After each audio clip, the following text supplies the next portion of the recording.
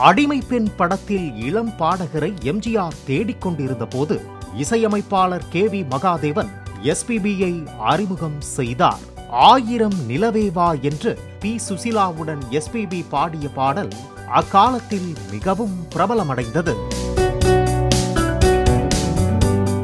தொடர்ந்து சிவாஜி கணேசன், ஜெமினி கணேசன், ரவிச்சந்திரன், ஜெய்சங்கர், நாகேஷ் ஆகியோருக்காக SPBயை பாட வைக்க அழைத்தனர்.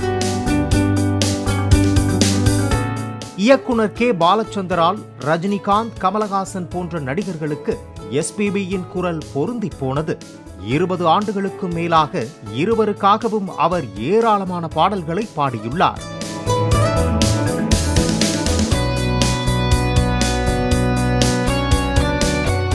விஜயகாந்த், சத்யராஜ், பிரபு, கார்த்திக், விஜய், அஜித், சூர்யா இப்படி நடிகர்கள் பலருக்காக மட்டுமின்றி தான் நடித்த படத்திலும் பாடலை பாடினார் SPB.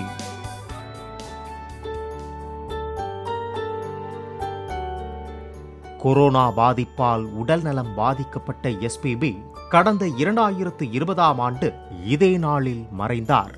அவர் மறைந்தாலும் தமிழ், தெலுங்கு, மலையாளம், கன்னடம், ஹிந்தி உள்ளிட்ட மொழிகளில் வெளியான ஆயிரக்கணக்கான பாடல்களில் அவர் குரல் எப்போதும் ஒலித்துக் கொண்டேதான் இருக்கும்.